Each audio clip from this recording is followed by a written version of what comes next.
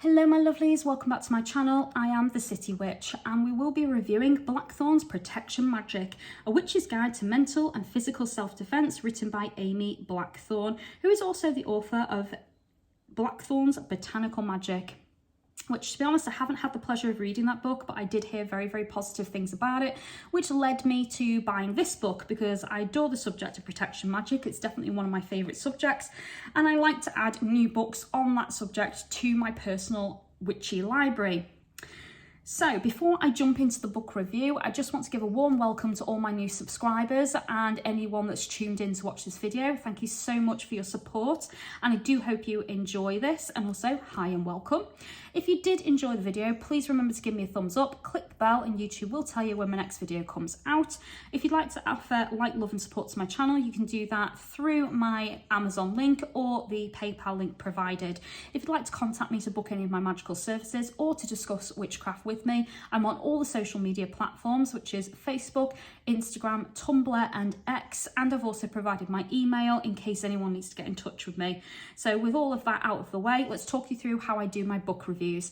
So I like to, first and foremost, talk about the contents of the book, walking you through all the different things that I noted as I read through the book, any pros and cons, the good, the bad and the ugly. I will also talk to you about, things that I noted, things that maybe got under my skin or that I really particularly enjoyed about this book. I'll let you know if it's good for a beginner, intermediate or advanced practitioner, or perhaps even all three. I will also let you know if the book is worth the money, and to conclude, I will tell you what the score is of the book, so 1 to 10, and if it made it to my personal witchy library or if I ended up selling it or not. So with all of that being said, let's begin. So first impressions of the book is very positive. I really like the front cover, except for the bold red heart. If you remove that, that would be perfect for me. I particularly like the drop of blood coming from a thorn. I thought that was a really nice touch, but I would have honestly liked to have seen the blood trickling maybe down a branch and all the way down the book. Which I think would have been way nicer than having this red heart smacked into the middle like that. The publishing company for this book is Wiser Books, and I'm going to read you what the back of the book says. So first of all, we have a comment here from Matt Oren, who is a fantastic author who wrote Psychic Witch, and he said, "You can never be too safe. Blackthorn's Protection Magic is an informative guide for anyone who has ever felt vulnerable." There is also another note here from Cindy Brannan, who is the author of Entering Hecate's Garden and Keeping Her Keys. And she said, "Blackthorn brilliantly weaves her background in executive security with her witchery, while adding well-researched psychological constructs and emotional considerations into her formula for keeping us safe. Blackthorn's Protection Magic should be part of our libraries and our emergency preparedness kits." And then the book itself, it says, "A hands-on guide to protection magic using essential oils, incense, spells, sigils, potions, plant allies, oracles and more. Blackthorn's Protection Magic guides readers through the realm of Green Witch to a glade filled with options for your personal protection. Amy Blackthorn discusses spiritual, emotional and physical security in ways that are easy to understand and implement. With an extensive career in executive security, in addition to a certification in aromatherapy, Amy possesses the botanical spirit of an animist witch, as well as a keen eye for ways to provide safety and security on both the magical and mundane levels. For example, holly trees provide magical protection from lightning and also make a prickly barrier outside the home to keep burglars from lurking in the shadows." So that's what the back of the book says, and some of that I thought was very interesting and certainly very insightful, and there definitely is some bits and pieces inside the book where she talks about those sorts of different things. The one thing that I did note was it mentions sigils, but yet there is absolutely nothing in the book about sigils. She doesn't teach you how to design them and create them. She doesn't provide you with any sigils. She mentions every now and again where you could use sigils, but she doesn't, considering this is aimed at a beginner, this book, she doesn't actually give you any ways to make sigils, any references to where you can make them, how she makes hers, none of that. So that kind of surprised me a little bit, considering sigils were mentioned on the back of the book, but I found very little to do with sigils actually inside the book itself. Now, moving on, let's talk about the contents. So here we have an introduction. In the introduction, she talks about what is protection, and that's important. She doesn't say what is protection magic, she says what is protection. And in the introduction, she stresses how important it is to protect yourself and your well-being on all levels, not just the magical, which is very important. The introduction is definitely aimed at a beginner and extremely beginner-friendly to the subject of protection magic and protection in general. And she also does a nice introduction to what is magic, breaking down the differences between physical protection, common sense and well-being, into how to protect yourself magically as well. So that's a great, fantastic introduction and definitely 100% aimed at a beginner.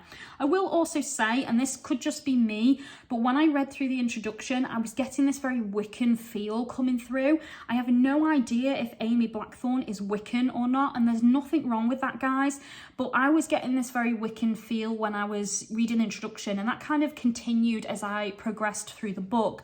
So even if she herself is not Wiccan and does not really adhere to the Wiccan theories and practices, I certainly think there's some Wiccan influences there that I don't know if she's aware of or not, but certainly I picked up on them when I was going through the book. So as an intermediate advanced practitioner, I think you'll also notice that as you progress through the book.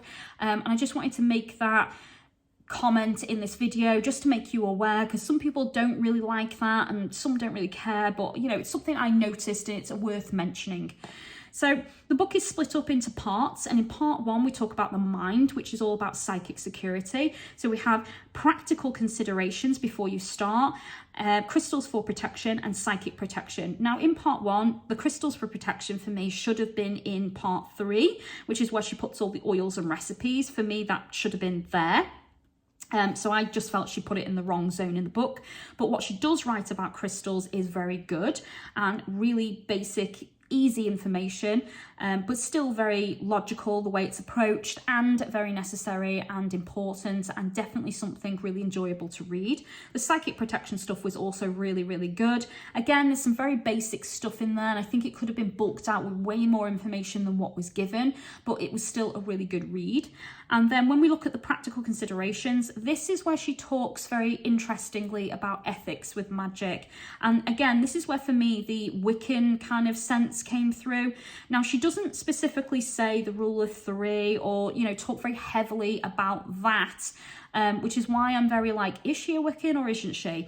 But I will say that because she's sort of asking you to think about how to use your magic, and I'm seeing this a lot in upcoming new witchy books, as an advanced practitioner, you kind of roll your eyes and go, yeah, we know that now, or that's getting a little bit old hat now, or that's getting a bit boring, and people should not or need to be told how to use their magic ethically all the time in every damn book. And sometimes I feel it's the authors are covering their own back, because if it's not there, you'll get that one reviewer that'll say it should be there. But other times I think they're putting it in because really they're very, very Wiccan, but because more witchcraft books are selling as opposed to Wicca, and the difference and the line in the sand has definitely been drawn now, because at one point they were very blurred. Now we're going, that's not witchcraft, that's Wicca. Over here, this is witchcraft.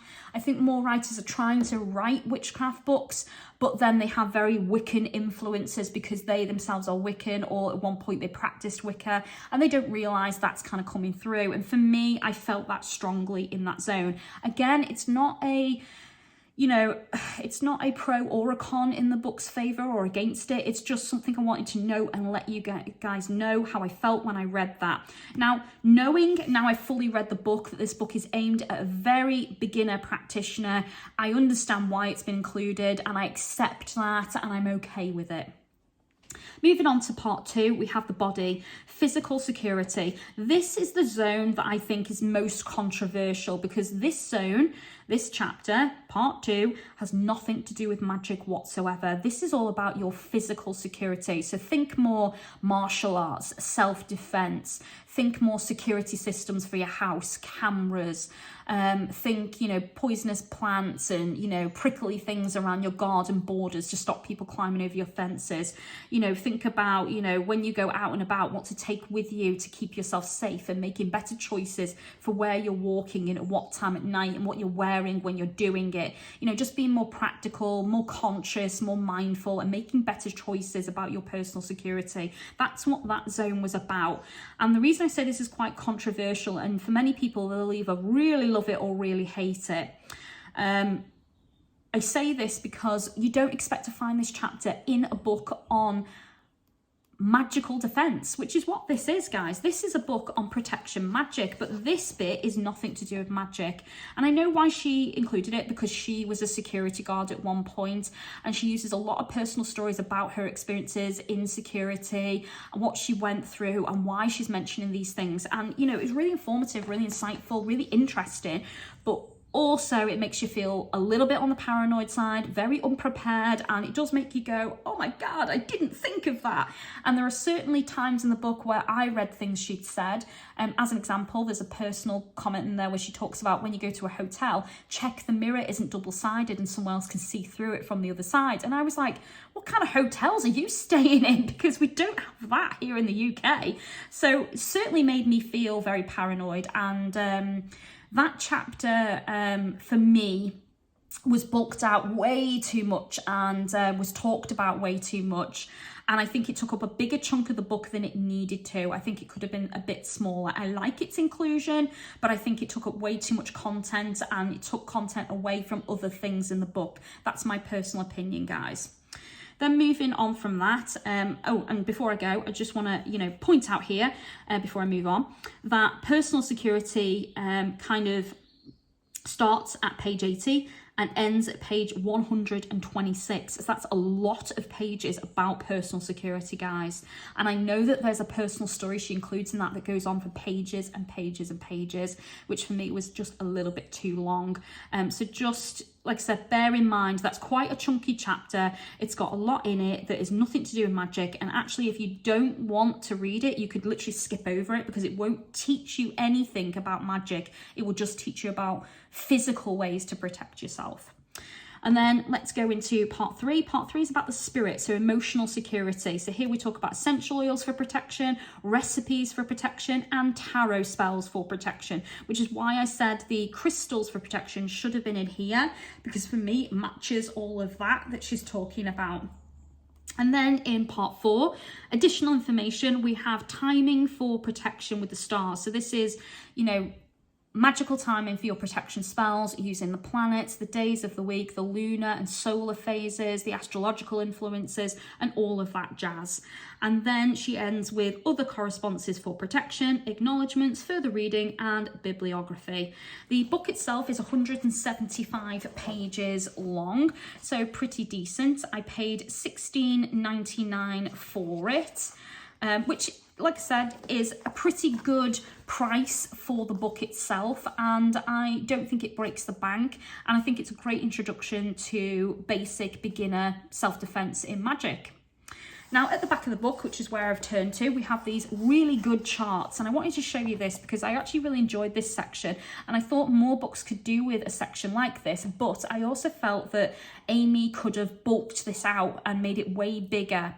Now, for a beginner, this is great. This is a quick reference, which is going to give you a great foundation for building up your self-defense in magic. So here we have a full list of general protection plants from A to Z. There are quite a few on there that I know of that she didn't mention. However, most of these are really, really good choices and examples for working with general protection and plant spirits.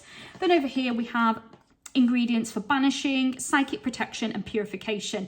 Now for me, she could have added in ingredients for binding, for deflection, for removal of the evil eye, for curse breaking, hex removal, purification could have been way bigger as well, because we've got cleansing, exorcism, and purification. So I would have liked to have seen that chunkier and more things added in to do with protection.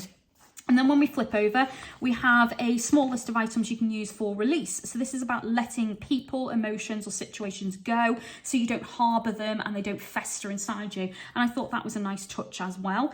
And then here we had related actions. So this for me was a bit weird. So for example, she's put bay as in bay leaves and then just endings. So the action is endings. And I'm like, okay, this needed more of a description, or as an, you know, kind of a informative guide of how to use that bit, I think. And also, I think for a beginner, they'll look at that and go, what? Whereas an advanced practitioner kind of knows what she's talking about or can see where she's going with that. But a beginner, I think, would struggle with that chart. And then over here, we have specific protection situations. And she chose to focus a lot on abuse. So we have to avenge abuse, to recover from abuse, and protection against abuse. And then we have here court cases ruled in your favour. So again, here she could have bulked this out with way more specific ideas other than just abuse. And I definitely think that, you know, because this is the end, guys, you know, there's no more after this. Court cases, yeah, great. But again, there's lots of situations you might need magical defense and help and protection. So I would have liked to have seen this section bulked up a little bit, but it's a great starting point for a beginner. And it's a quick reference chart that anyone could use. And honestly, guys, a lot of these, you could actually put them into maybe a spreadsheet and bulk them out on your own with years of experience as you progress through your craft and practice. If you want better charts though and more information than this, there are other books that do something similar. The Giant Book of Correspondences does something similar like this, where there's lots of charts that you can reference. Also at the back of the Wiccan Bible, I'm pretty much sure they do it as well. I'm pretty sure some of Judy Hall's books have done it as well. So there are other writers out there that do create lists like this, and Scott Cunningham's Encyclopedia of Magical Herbs, he has lists at the back as well that you can quick reference for choosing your magical ingredients for your spells. Now let's talk about the positives, and some of my positives might come with slight negatives attached to them as well before I even get to the negatives. So positive number one, the book covers a wide range of protection such as psychic, home protection, personal security, emotional protection, and even protection in your garden, and utilising your garden for protection on a physical basis as well. So there's quite a wide variety of ideas in this book, and all of them are really insightful, really interesting, well presented and beautifully written, but they are all also basic information. There isn't a great depth or a lot of detail given on all of these things, but the information is still really good, and I did enjoy what I read. The author, like I said, poses some interesting questions to the reader, asking you to think about how you use your magic and how ethical your magic is, and asking you questions like, would you curse someone? Why would you curse someone? And how would you use your magic for baneful practices? And is that something you're considering? Sort of challenging you a little bit. I understand why that's been included, and I've already gone over that, so I won't go into too much detail there. But I put it into a positive because after reading the book from cover to cover, I've realised this is absolutely based and aimed at a very beginner practitioner. So for that reason, challenging you to think about how you're using your magic is a very good thing, and definitely something that should have been included. But I think on the back of this book, it should tell you that it is for a beginner practitioner, not an advanced practitioner. She also goes on to talk about toxic positivity and victim shaming in the book, and the misuse of karma over and over and over.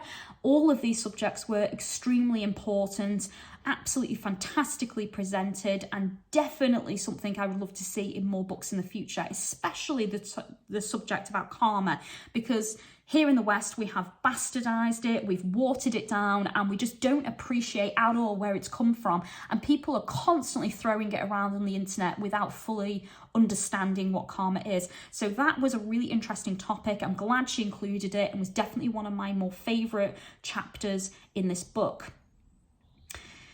She has an excellent selection on how to tell if you're cursed or not, talking you through various different symptoms and things you might notice. She even provides you with a nice little chart which helps you identify if you are cursed or not. I personally found it a little bit on the basic side, and again, it could have been bulked out, but it's an excellent section, and she makes some great points in it, and she gives you lots of insightful ways on how to identify a curse, how to know what it's doing to you, and then where to go to learn how to remove it. So a very good chapter, and definitely something you would expect to find in a book like this.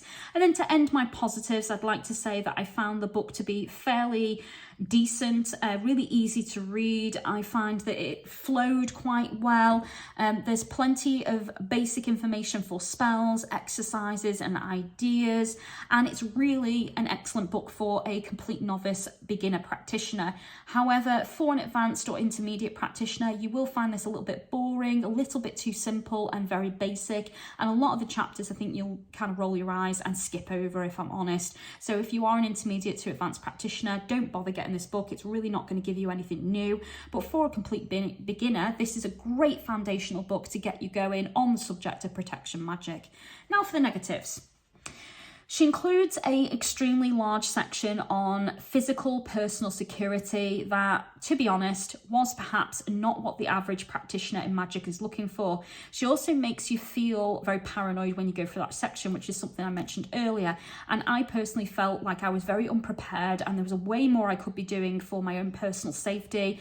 And she certainly had me pondering that for a long time. So there was goods and bads with that. You know, great that it was included, but really made me feel paranoid, really made me feel like I'm failing in life, like I'm not doing enough to protect myself.